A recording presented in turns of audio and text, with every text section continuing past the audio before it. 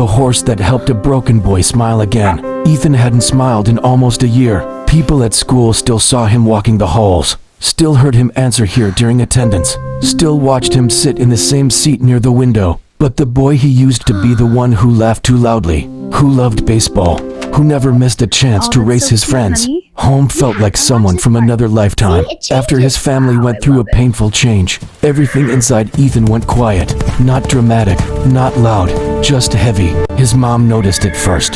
The way he stopped talking at dinner, the way he stayed in his room longer, the way his eyes no longer lit up when she asked about school. She tried movies, trips, new games, even therapy. Some things helped a little, but the light in her son's face never really came back. One evening, while scrolling through her phone, she stopped on a local post. Volunteers needed at Red Creek Rescue Ranch. The picture showed a thin brown horse standing alone in a muddy field. The caption read, "This horse was rescued from neglect, skittish, doesn't trust people, needs patience." She looked at Ethan, curled up on the couch, staring at nothing. "Do you want to come with me on Saturday?" she asked gently. "To a horse ranch. We wouldn't have to stay long." Ethan shrugged. That was his new answer to everything. Red Creek Ranch was quiet. No big signs, no crowds, just open land, old wooden fences, and the sound of wind moving through tall grass. A volunteer named Mrs. Carter greeted them. She had kind eyes and boots covered in dust.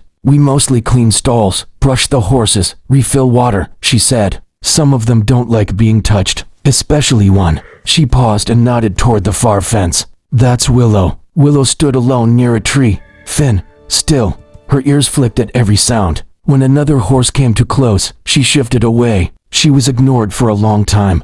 Mrs. Carter explained, "Takes a while for trust to come back." Ethan watched her from a distance. Something about the way Willow stood apart, like she didn't quite belong anywhere, pulled at him. "She doesn't like people?" he asked quietly. "She doesn't believe in them yet." Mrs. Carter handed Ethan a brush. "You don't have to go near her. Just help where you're comfortable." Ethan nodded. He spent the first hour cleaning empty stalls. He didn't talk. He didn't smile. But every few minutes, his eyes drifted back to the horse under the tree. The next week, Ethan asked if they could go back. His mom didn't hide her surprise. At the ranch, he finished his chores quickly. Then he walked, slowly, carefully, toward Willow's fence. He didn't reach out.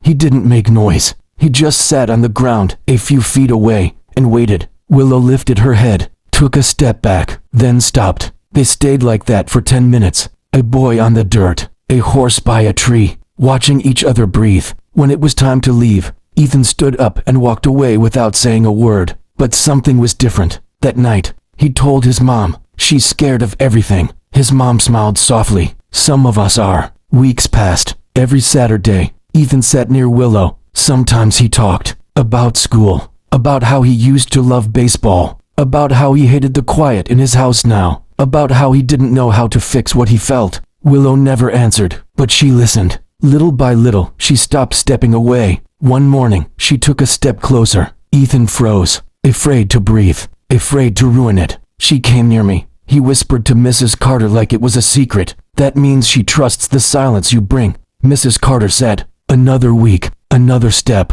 Then one day, Willow lowered her head and gently nudged the air near his shoulder. Ethan's breath caught. Carefully, slowly, he lifted his hand and let his fingers touch her mane. It was warm, real. He didn't pull away. And for the first time in almost a year, Ethan smiled. Not big, not loud, but real. As months went on, Ethan began helping care for Willow, brushing her, walking beside her, refilling her water, talking to her like an old friend. The ranch noticed the change before his mom did. He stood straighter. He spoke more. He laughed sometimes. One afternoon, a storm rolled in fast. Thunder cracked across the sky. The other horses were brought into the barn easily. Willow panicked. She pulled away, kicked at the fence, trembled as the rain began to fall. Volunteers tried to guide her, but she refused to move. Then Ethan stepped forward. He didn't grab her. He didn't rush her. He simply stood in front of her, rain soaking his hoodie, and spoke quietly. "It's okay," he said.